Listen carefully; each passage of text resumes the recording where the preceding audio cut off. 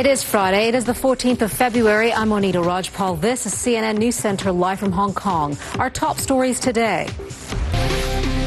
First, 75,000 people are trying to get out of the way of an erupting volcano. The mountain on the Indonesian island of Java has been spewing ash into the air for several days now. Authorities have ordered everyone within 10 kilometers of the volcano to leave. Kathy joins us now on the line from Jakarta, Indonesia, with more on this volcano. And Kathy, give us an idea of just how much it's erupting and how dangerous it is.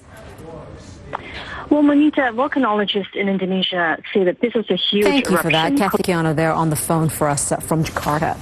It is the biggest emergency deployment since the Second World War. More than two-thirds of Britain's fire and rescue services are now battling the floods swamping parts of the country, and their job is about to get harder. Another storm is bearing down on Britain. Is in Maidenhead. It's about 41 kilometers west of London. Jim, give us an idea of what you're seeing there.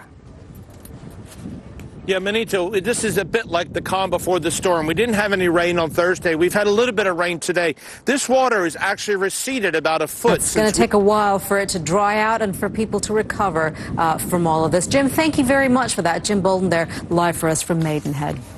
Much of the northeastern United States, well, it's trying to dig out from heavy snowfall. A winter storm barreled up the east coast, leaving snow, sleet, and ice in its wake. The wintry weather has killed at least 16 people. Now with Alexandra Steele at the World Weather Center with all of these storm systems that are taking place from one part of the Atlantic to the other. Alexandra? Oh, Monita, you're so right. And, you know, of course, the atmosphere is fluid, and this is all related. What's happening in the UK and Wales is related to what's happening here as well. Yeah, not a fun time this winter, that's for sure. Alexandra, thank you very much for that. Sure. Yeah. You are watching CNN News Center live from Hong Kong. A statement of sorrow. Oscar Pistorius speaks out on the first anniversary of the fatal shooting of his girlfriend. You're watching CNN News Center live from Hong Kong. I'm Monita Rajpal. The South African Paralympian Oscar Pistorius says the fatal shooting of his girlfriend was a devastating accident, and he will carry the pain and sadness with him for the rest of his life. Pistorius released the statement to mark a year to the day that Reeva Steenkamp was killed. CNN's Robin Curnow reports. These exclusive pictures from a source close to Oscar Pistorius appear to show a young couple in love. Some of the other stories that we're following here at CNN News Center, the Belgian parliament has voted to give terminally ill children the right to choose to die by euthanasia. The bill will go to the king, who is expected to sign it into law.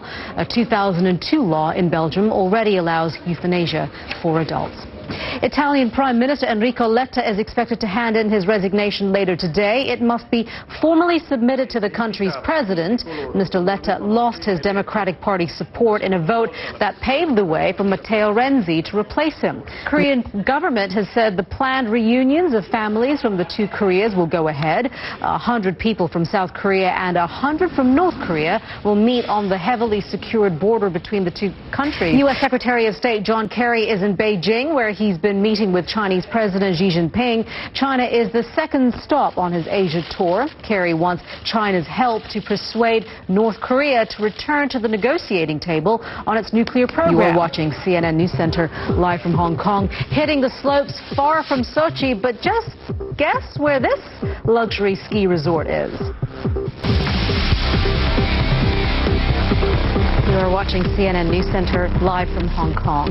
A Lebanese alpine skier has attracted some unwanted attention after pictures she posed for 3 years ago resurfaced on the internet during the Winter Olympics. The photos are causing outrage among the more conservative elements in her home country. Nick Payton-Walsh spoke to her about this controversy. Well, Jackie Shamoon thought she had come to the Olympics from Lebanon to focus on her skiing, but was under the wrong spotlight. But in her first interview, she's defiant. Do you now wish you'd never gone to the mountains that day for that photo shoot? No. You still have done it, Sochi.